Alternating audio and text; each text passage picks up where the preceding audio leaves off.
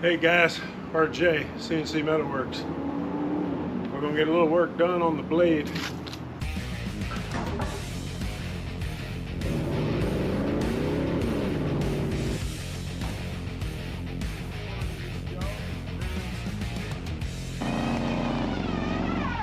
Shutting in the electrical for it, so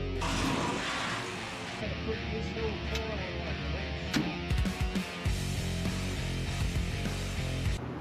For those of you that are new to the channel, this is my dad's 1939 Chevrolet Coupe. He did a lot of custom work on this thing, a lot. He passed away a couple years back, and we're kind of on a mission with it to make it more of like what he wanted. Lots of conversations. He even had some drawings of it. We've got quite a bit to go by, but my ultimate goal is to make it run and drive and work. It doesn't do so good, and I know he would want that. And we want to also kind of meet his ultimate dream of how he envisioned it, how he pictured it. It's just a goal, but it's going to require quite a bit, because there's a lot of things he did that he didn't want to do for different reasons. And there's a lot of things he wanted to add that aren't there yet that we're going to try and do for him. So y'all follow along, and we'll all see it together. Appreciate you watching.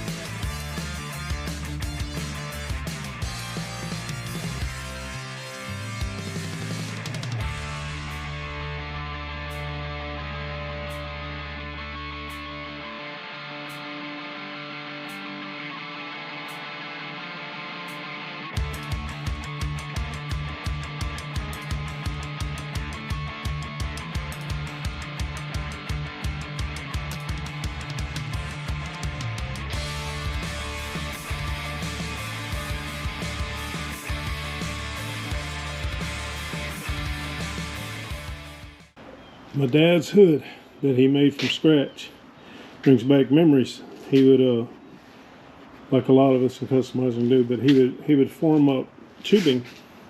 In this case, it was 1/2-inch tubing that he used to create the shape. Once he got the shape, he would covered in tin. The hood scoop was something him and I talked about quite a few times. It's hard to see probably on the camera, but he cut, welded, expanded, just kind of created his own thing here. There's no telling where he got that from.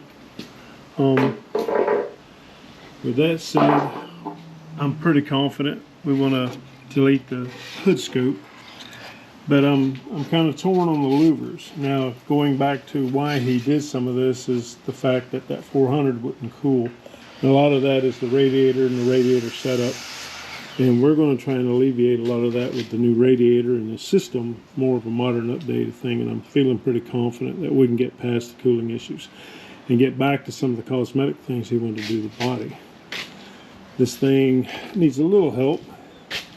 One of them is right up here. You can already see where some of the rust and cutting and clearing for things has caused a little problem. So we'll get this thing stripped down, cleaned up, and deal with it. But I was curious. We've gotten a lot of comments on this car in past videos. Some folks are like, just leave it alone. Don't do nothing with it.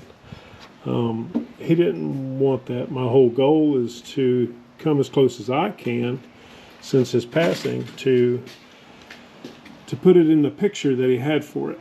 But there are certain things that I want to try and do that it just has his mark on it. And these little homemade louvers, I'm kind of digging them, and for their own reasons, and the fact that he did it. Maybe we can fill the hole, and I know we can keep the side scoops. He really loves that early customizing, early Sam Barris and Westergaard and Doug Thompson, those kind of guys were some of his favorites. So we're going to keep plugging away on the list, but I invite y'all to, chime in on the louvers. Should I keep them? Delete them? Scrap all this? Get down to the original frame? Reshape some metal and just build him in a really slick little hood? Or, I'm still leaning toward keeping as much of his handiwork, good and bad, just to keep it in the car because it's his and he did it. I just want to make it the best version. Y'all let me know in the comments. Thank you.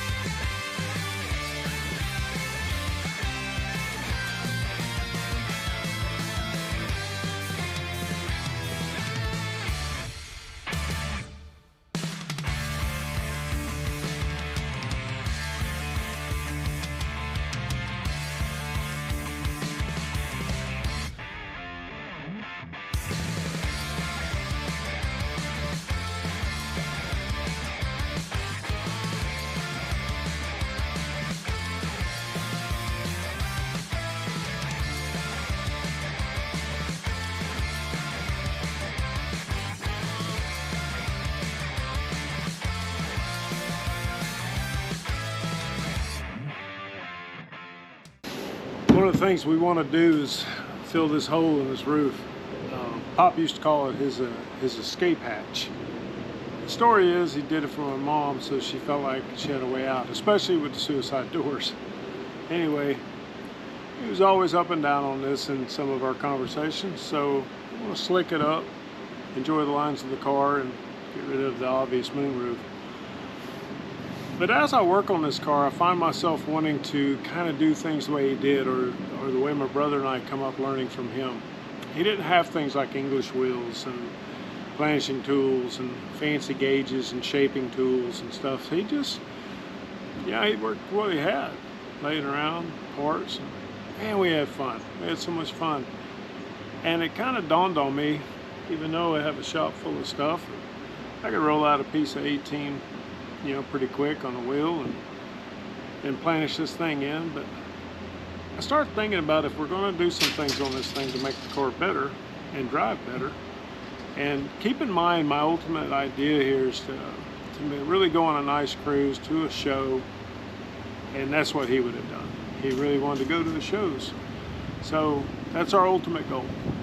So as we fix some of this stuff, and for different reasons, we're going to try and do it the way Pop would have done it. And one of the things that I know might even help somebody out there, they make shaping gauges.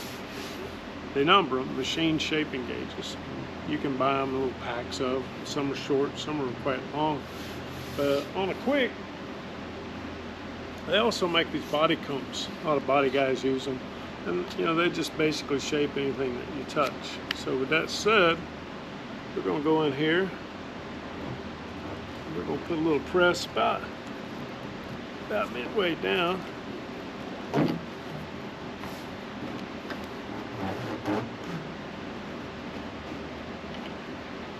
And it should give us a pretty good gauge. But you can see there's not a lot of curve in that. There is some curve in it though, and that's what we're looking for. As we go and deal with this. So with this fit edge giving us our shape,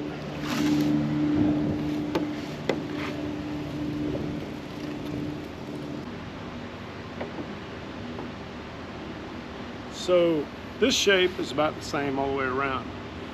But one of the things he would have done is he would have simply went to the junkyard or scrapped out some old parts off the roof of a car or a quarter panel or something that gave him enough area to give him a piece of metal for overlap, cut and line welded in. And he would have just looked for something that was close to shape. I remember him putting VW roofs in old coupes and rib roofs out of vans in the coupe. And so there was all kind of stuff he did back then. But it worked out great. So along those lines is what we're going to do. We're going to look for some old piece of sheet metal.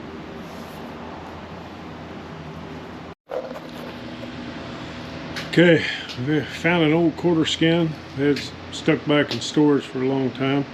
This is back when you could get quarter skins for 57s, 55s from, and they didn't even punch holes in them. You used to have to punch your old holes in them. So leftover from a project, pretty old. Most people would have discarded it, but it's a big piece of sheet metal. Good thing we hung on to it. And as we look at our comb, you can see we got a lot of shape here. We're a little high. As we move up, we're pretty close there. Not too bad. We get across the middle, and we got some pretty good air gap there. We could probably add a little bit of work to that. But remember, we're trying to build it like he would have built it. And we don't want to force it. We want to be able to shape it in. So we got a little less back here, and it gets a little flatter back here. But overall, the sheet is it's really close, really close. So let's cut it up.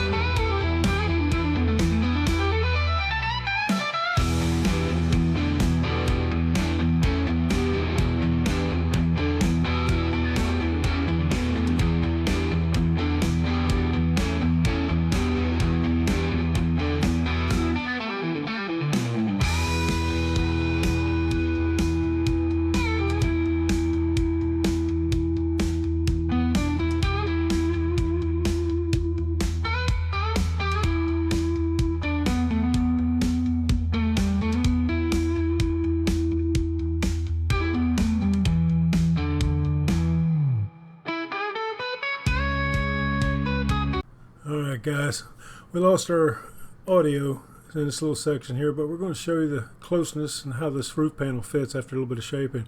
I remember, like Pop would have done it, we cut this piece of metal out of an already shaped old 57 Chevy quarter panel. And you see how close? It just almost wants to fall into place. It's right there good on the edges. Without a lot of stress, this can actually be welded in. So what we want to do is we want to find the best position on this thing. So we're right inside his rivet lines, inside the rivet heads, all workable metal, and we also want enough area underneath it from the ribs to where we can hammer and dolly. And once we get this worked in, it's just a little bit of welding a spot at a time. And like we told you along the lines of how he would have done it, all he had was a MIG welder. So we're going to actually MIG this thing in. Alright, what we're going to do next here is we're going to create a guy coat with just some cheap Rust-Oleum semi-gloss flat black. Instead of the purple dye and waste a bunch of money, the old Pop, he would have just sprayed it with something laying around on the shelf. We just want something that we can pick up a good line. Once this stuff dries in, we'll be able to put the pattern back on, and we'll run a scribe line around it. Something easy to see, easy to cut, and easy to map it in with. And you just put enough on to make the score line. This stuff will dry in fairly quickly, and as you can see, I'm putting plenty on. And we'll put our panel piece up here and we'll score a line.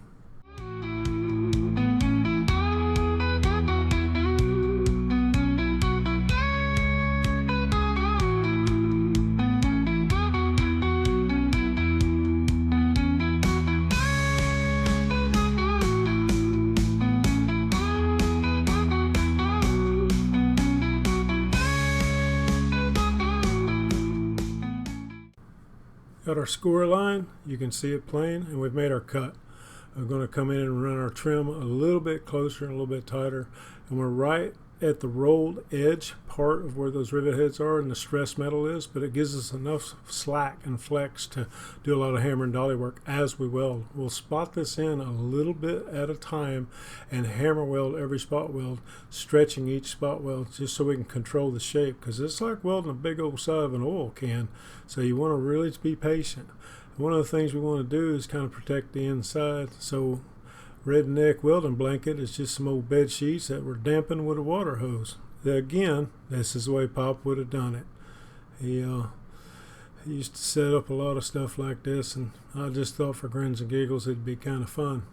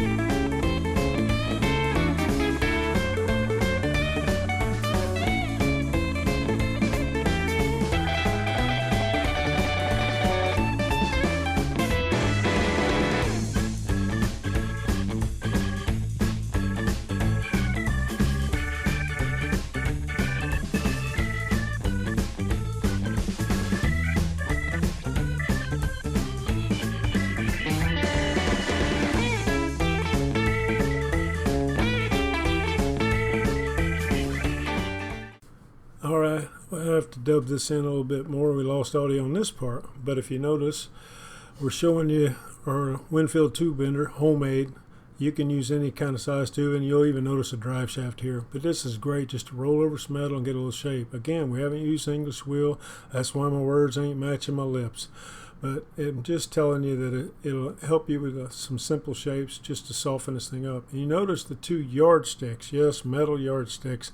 We've pressed in, I'm touching them there, pointing at them.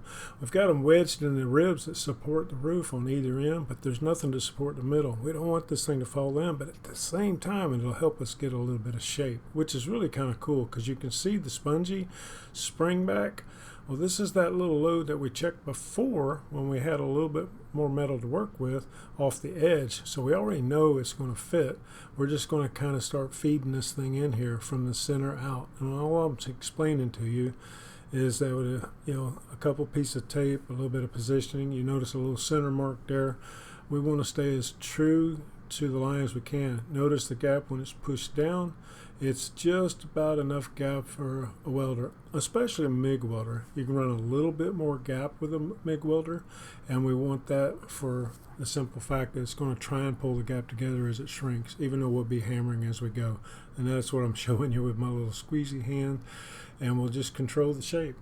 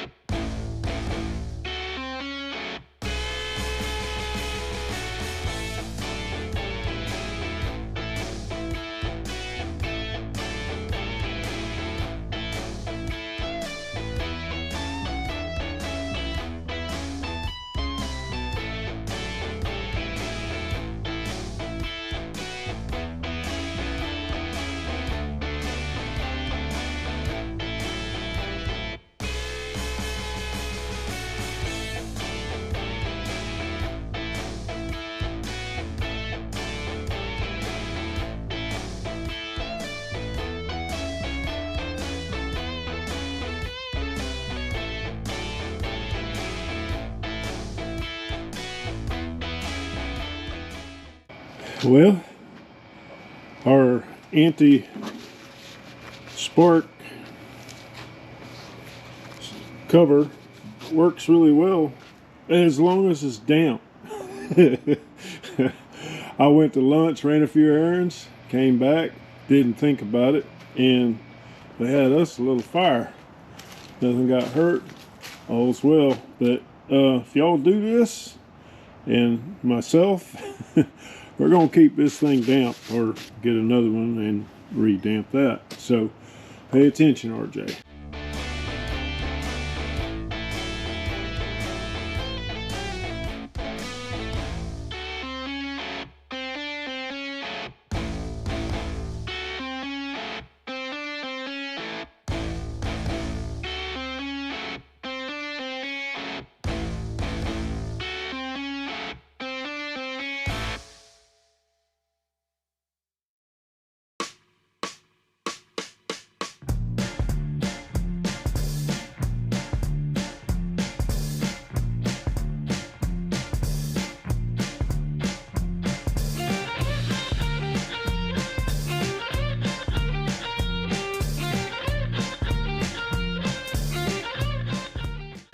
Anyway, I wanted to show y'all, if y'all use these MIG or the sheet metal when you do this kind of stuff,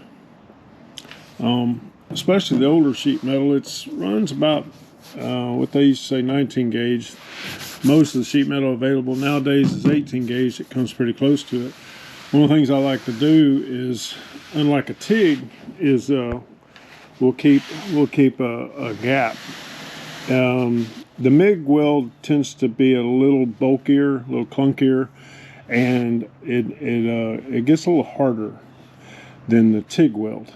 So with a TIG, you can butt almost fuse weld it, but with a MIG, if you're going to do this, and all Pop had was a MIG, one of the things I like to do is I'll use a small cutoff wheel, and if you're watching the high speed, that's what we were doing. We were running around cutting these welds open and then getting here and made up where it's flush and butt weld them in.